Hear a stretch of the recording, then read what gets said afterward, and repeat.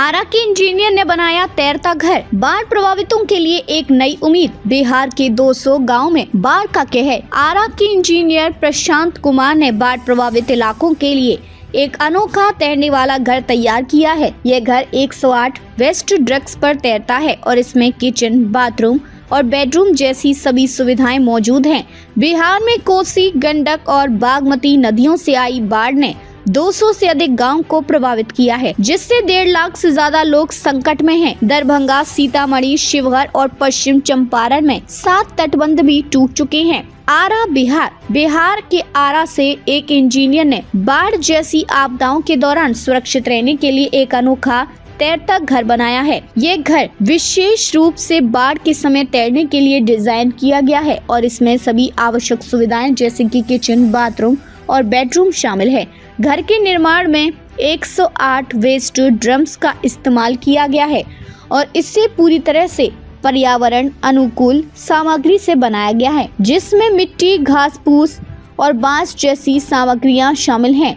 अब यह घर गंगा नदी के रास्ते बक्सर से पटना ले जाया जा रहा है, जहां इसे 15 अक्टूबर तक पहुंचाने की योजना है। घर की विशेषताएं और निर्माण प्रक्रिया। प्रशांत कुमार, जो बिहार के आरा से है, उसने इस घर को लगभग 1000 स्क्वायर फीट में बनाया है। यह घर सर्दियों में गर्म और गर्मियों में ठंडा रहता है, जो इसे हर मौसम में रहने के लिए उपयुक्त बनाता है। इसके निर्माण में सस्ती और टिकाऊ ईंटों का इस्तेमाल किया गया है, जिन्हें गोबर, मिट्टी और धान की भूसी से तैयार किया गया है। ये ईंटें हल्की हैं और पानी का कोई प्रभाव इन पर नहीं होता, जिससे घर पानी के ऊपर आसानी से तैर सकता है। इसके अलावा मिट्टी का एक खास प्लास्टर भी तैयार किया गया है, जो पानी से प्रभावित नहीं होता।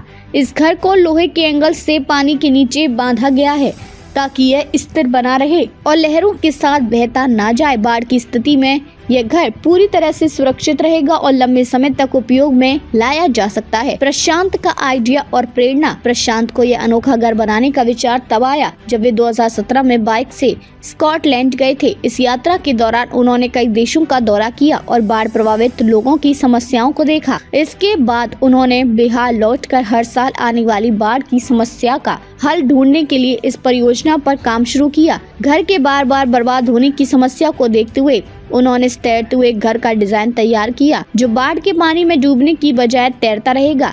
इस अनोखे घर का निर्माण भारत के उन क्षेत्रों के लिए बेहद उपयोगी साबित हो सकता है जो हर साल बाढ़ की चपेट में आते हैं। साथ ही यह विचार अन्य देशों में भी अपनाया जा सकता है, जहां प्राकृतिक आपदाओं से लड़ने के लिए इस तरह के अभिनव समाधानों की जरूरत है। बिहार के 200 गांव में बाढ़ का कहर। 1.5 लाख से अधिक लोग प्रभावित, 7 तटबंध ध्वस्त। बिहार में बाढ़ की स्थिति लगातार गंभीर होती जा रही है, जहां कोसी, गंडक और बागमती नदियां कहर बरपा रही हैं। अब तक लगभग 200 गांव बाढ़ की चपेट में आ गए हैं और करीब 1.5 लाख से अधिक लोग प्रभावित हुए हैं। पिछले 24 घंटों में 7 तटबंध टूट चुके हैं, जिससे तबाही की आशंका और बढ़ गई है। दरभंगा के कीरतपुर प्रखंड में स्थित भबौल गांव के पास कोसी नदी का तटबंध टूटने से कीरतपुर और घनश्यामपुर में प्रखंडों में बाढ़ से भारी नुकसान हुआ है। वहीं सीतामढ़ी और शिवहर में बागमती नदी की तेज धारा ने 5 तटबंधों को ध्वस्त कर दिया है। पश्चिम चंपारण की बगहा में भी तटबंध टूटने की सूचना है, जिसके बाद वहां के कार्यपालक अभियंता निशिकांत कुमार को निलंबित कर दिया गया है। अगले 48 घंटों तक स्थिति और भी चिंताजनक बनी रहने की संभावना है।